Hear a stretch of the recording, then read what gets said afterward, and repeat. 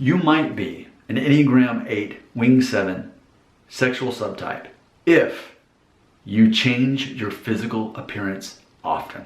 Now check out this story. This happened just like 2 hours ago.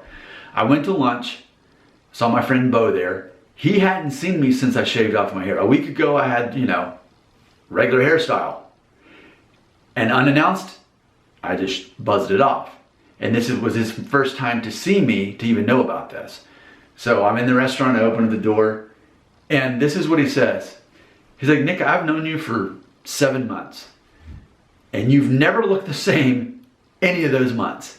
He's like, when I met you, you had just a normal hairstyle, you looked normal. That's when I met you. And then within a few months, you started getting a beard and having a little bit longer hair.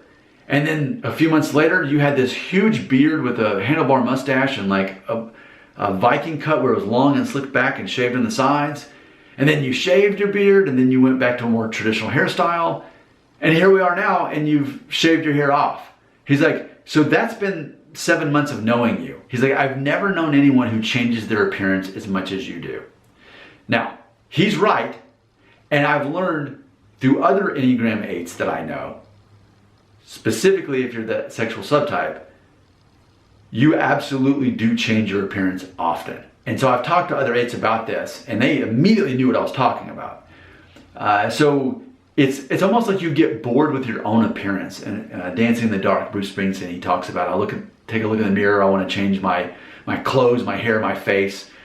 It's that concept that like you get bored with your own appearance. Certain people feel comfortable by having the same hairstyle their whole life and the same flannel shirts or whatever they wear, they have a certain uniform. But for me, I've never committed to a hairstyle. The most consistent is shaving it off, but I always let it grow out. So I think there's this concept of you kind of get bored with your own appearance.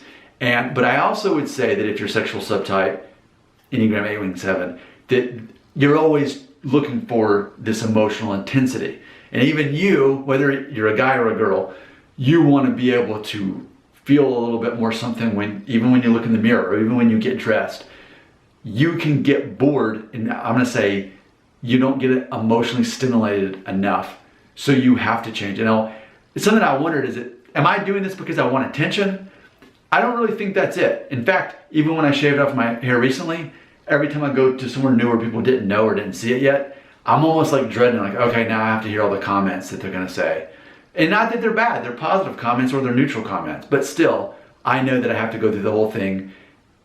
And I know that 8s are known for not caring what people think about them, but I definitely care that I don't want people thinking that I'm doing things for attention. That's not my motive. I don't need attention. This is really just for me because, again, I guess it's more so that I'm keeping things interesting for myself.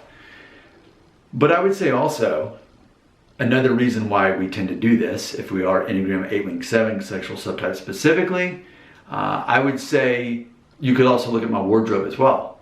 I have really cool sneakers like Vans. They're like checkers. I've got a couple different pairs of cowboy boots. Of course, I got all my running shoes. I got my Chuck Taylors. I got my dress shoes.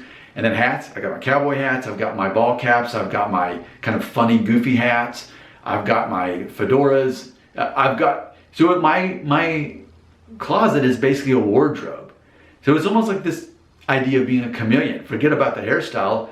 Like, look at my wardrobe. Look at all the different ways I can dress in flannel, or I can have a sports coat on, or I can be a little bit more down to earth and casual, just wear a Henley like this.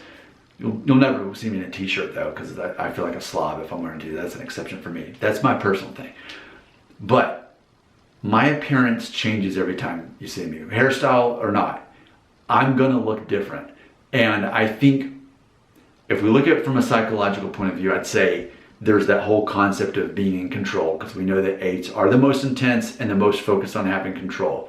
So if I can have control over my own appearance, and that's in tandem with my emotions, because as I've made another video, if you're a sexual subtype of an Enneagram 8, especially Wing 7, you are more emotional. And by that I mean more in tune with your emotions and other people's emotions.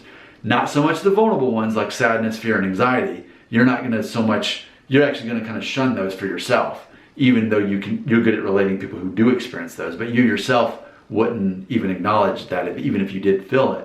But I think that we can see an emotional connection with your own physical appearance. How do I feel this day? If I wake up and it's rainy outside on a Thursday, you know what? I'm gonna be more low key today. And I'm just gonna probably wear gray or black or something like that, or navy. But if I wake up, oh, the birds are singing, the sun, oh, there's a rainbow. Hey, it's gonna be a great, fun day. Then I might wear something more like something louder that day, something more fun that day. And I've always been this way. Even what I wear matches how I feel when I wake up, which is often affected by weather or what events I have going on that day. Am I doing something fun? Well, I better wear something fun. Am I doing something boring? Okay, I'll just be under the radar today. Let's get this day over with. So yeah, there's definitely an emotional connection with physical appearance. I know that's a funny sentence, but if you are Enneagram 8, Wing 7, sexual subtype, I think you know exactly what I'm talking about. And if you're not, then you're probably not that Enneagram, because I think it's that predictable that I can see that in myself and those around me. Your comments belong right here.